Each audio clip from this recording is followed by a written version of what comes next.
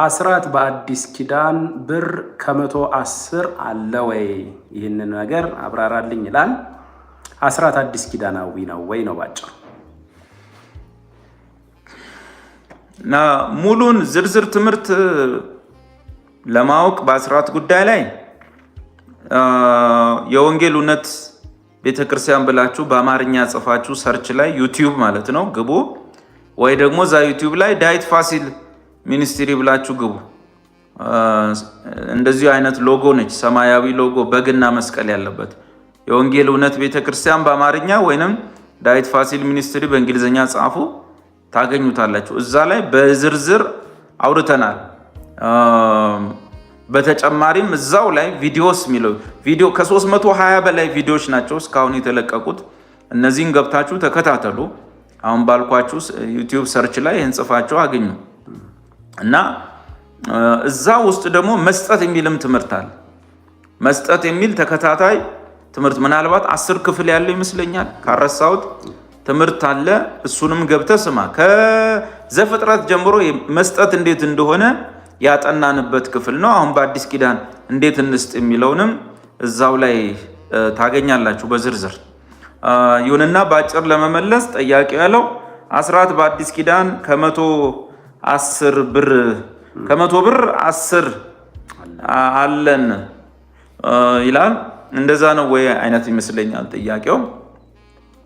አሁን ሲጀመር ከ110 በአዲስ ኪዳን ምናምን የሚሉ ቃላት ያው ለጥያቄ ቀረቡ ቢሆኑም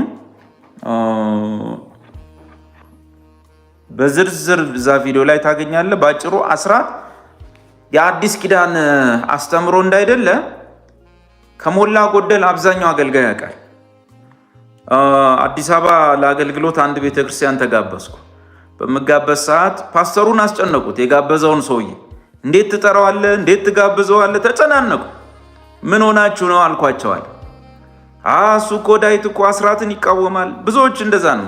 አስራት እኔ አይደለሁም አዲስ ኪዳናዊ እንዳይደለ አስራት ምናልባት ዳታ ቢሰበሰብ ከመቶ አገልጋይ ውስጥ እኔ እንጃ 50-60% ያውቃል። በደንብ ነው የሚያውቁት። አስራት አዲስ ኪዳናዊ አይደለም። ዛሬ በቤተ ክርስቲያን ውስጥ የሚደረገው የአስራት አሰጣጥ ብሉይ ኪዳናዊም አይደለም። ይሄንንም እንድናቅ ብሉይ ኪዳናዊም አይደለም፣ ያ አዲስ ኪዳናዊ ጨርሶ አይደለም። በቤተ ክርስቲያን ያለው የአስራት አሰጣጥ እንግዲህ ይሄ ትምህርት ከብዙ ሰው ጋር ያጣለኛል። ብዙ በተለይ አገልጋዮች ሊቆጡ ይችላል። ግን እውነታው ይሄ ነው። ሁሉም ሕዝብ ማወቅ አለበት። አስራት አዲስ ኪዳናዊ መሰረት የለውም። በተለይ በአሕዛብ አብያተ ክርስቲያን ውስጥ የተደነገገ የአስራት ትምህርት ፈጽሞ የለም። የአሕዛብ ሐዋርያ የሆነው ጳውሎስም አስራት ብሎ ያስተማረው ትምህርት ፈጽሞ የለው። ከሁሉ በላይ ግን እንደ ብሉይ ኪዳን ውስጥ ያለው በአዲስ ኪዳን እናስቀጥለው ብንልም እንኳ አሁን ዛሬ በቤተ ክርስቲያን ያለው የአስራት አሰጣጥ ብሉይ ኪዳናዊም አይደለም ለማለት ነው። ለምሳሌ እኔ ከብሉይ ኪዳን ዳዊት የሚል ስም ወስጃለሁ። ስሙን መውሰድ ይቻላል ማለት ነው። ግን እኔ ዳዊት አይደለሁም። ስሙን ግን መውሰድ እችላለሁ። አስራት ዛሬ በቤተ ክርስቲያን ያለውም ስሙን ነው የወሰደው። በብሉይ ኪዳን አስራት የሚል ቃል አለ ከ110 ያንን ስም ወስዷል። አፈጻጸሙ ግን እንደዛ አይደለም። አያችሁ፣ ከብሉይ ኪዳን ስም መውሰድ ይቻላል፣ ግን ድርጊቱ ሌላ ነው። የብሉይ ኪዳኑ አስራት አንደኛ በዓመት አንድ ጊዜ ነው የሚወጣው። በዓመት አንድ፣ በየወሩ አይደለም፣ በዓመት አንድ። ሁለተኛ ያ አስራት የሚወጣው እንደው ላሳጥር ብዬ ነው እንጂ በዚህ አጥጋቢ መልስ ላታገኙ ትችላላችሁ። ሁለተኛ ያ አስራት የሚወጣው እግዚአብሔር ስሙን ባሳሰበበት ስፍራ ማለትም በኢየሩሳሌም ባለው መገናኛ ድንኳን ወይም መቅደስ ውስጥ ነው። ምናልባት ተጨማሪ ማብራሪያ ዘዳግም 14ን ገብታችሁ። ሶስተኛ አስራት የሚያወጣው ሰው ከከብቱ ከምኑ ካገኘው ነገር ከፍራፍሬው ከሁሉም 1/10ኛውን ይዞ ነው የሚመጣው። 4 ይሄ አንድ ቦታ ላይ ነው የሚወጣው ብያቸዋለሁ። በመላው እስራኤል ያለው በሀገረ እስራኤል ያለው ሕዝብ ሁሉ ያንን ከ110 የሆነውን ምርቱን ይዞ የሚመጣው ታች ደቡብ እስራኤል ኢየሩሳሌም ባለው መቅደስ ጋር ሰፈሩ አጥቢያው ምኩራብ ውስጥ መፈጸም አይችልም።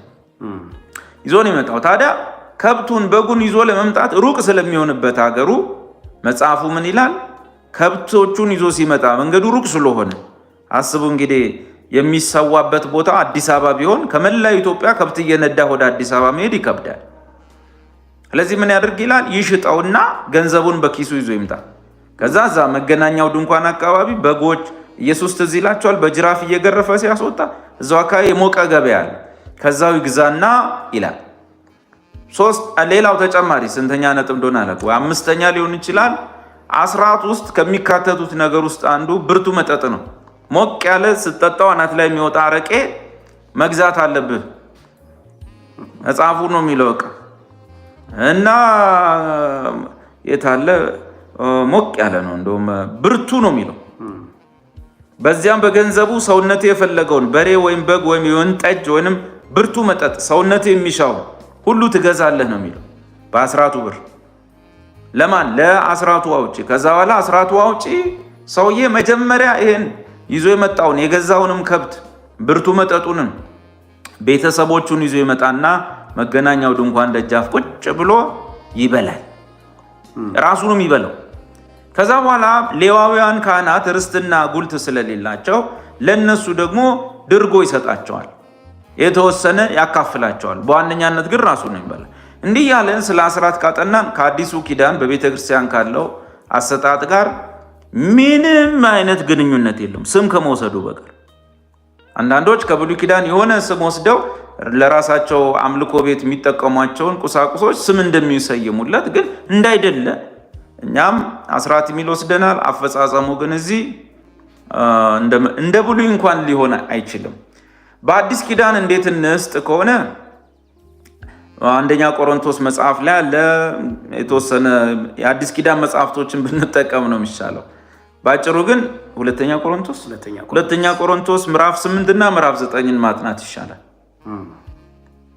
እና እዛ ላይ ምንድን ነው የሚለው? ሰው በልቡ እንዳሰበ መጠን ይስጥ ነው የሚለው።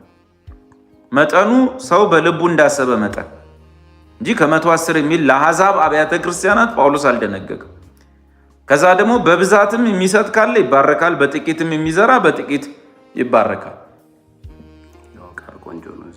ምናልባት ያውቃል። እንደዚህን ወንድሞች ቀደም አድርጌ ወደ እናንተ መላኬ ቃል የገባችሁትን የገንዘብ መዋጮ አጠናቀው ገንዘብ መዋጮ ነው ቅዱሳንን ስለመርዳት ገንዘቡም ተዘጋጅቶ መጠበቁ ራሱ አስተዋጽኦን ያደረጋችሁት ሌላ ሰው ገፋፍቷችሁ ሳይሆን ራሳችሁ በገዛ ፈቃዳችሁ ተነሳስታችሁ ያደረጋችሁት መሆኑን ያረጋግጣል። በጥቂት የሚዘራ በጥቂት ይሰበስባል፣ አብዝቶ የዘራ አብዝቶ ይሰበስባል የተባለውን አስታውሱ። እያንዳንዱ ሰው ለመስጠት የሚፈልገውን ራሱ ወስኖ ይስጥ እንጂ እከሌ ይህን ያህል ያውጣ እከሌ ይህን ያህል ይስጥ በማለት ማንንም አታስገድዱ። ሰጪውም ለምን ይህን ያህል አወጣው ብሎ በመጸጸት አይስጥ፣ እግዚአብሔር ደስ ብሎት የሚሰጠውን ሰው ይወዳልና። ወደውና አስበው ለሰጡትም እግዚአብሔር በረከቱን አትረፍርፎ ይሰጣቸዋል። የሚሰጣቸውም የሚያስፈልጋቸውን ብቻ ሳይሆን ለሌሎች የሚቸሩትን እንዲተርፋቸው አድርጎ ነው እያለ ይቀጥላል። ግን አንቡት እናንተ በአዲስ ኪዳን ውስጥ ያሉ የመስጠት ለቅዱሳንም ስለሆነ ገዛ መርዳት ወዘተ የተጻፉት ነገሮች ላይ ከ110 የሚል ድንጋጌ የለም። እስካሁን ማንም ያገኘ የለም። ዕብራውያን ላይ ያለ አለ ለመልከ ጼዴቅ የተጠቀሰውን ወደ አዲስ ኪዳን ለማምጣት መሞከር በዛ ቦታ ላይ የአስራት ትምህርት ሳይሆን ኢየሱስ ከመልከ ጼዴቅ ይበልጣል እና በሹመት ይበልጠዋል ኦር ደግሞ ኢየሱስ እውነተኛው መልከ ጼዴቅ ነው የሚል ትምህርት ለማስተማር እንጂ ስለ አስራት የተሰጠ ትምህርት አይደለም። ዝርዝሩን ግን በዚህ በአጭር ቪዲዮ መልሱን ማግኘት ላታገኙ ትችላላችሁ። ዝርዝሩን ዩቲዩብ ውስጥ ግቡ። እዛ ውስጥ አንደኛ አስራት አዲስ ኪዳናዊ ነው ወይ የሚለውን ፈልጋችሁ ስሙ።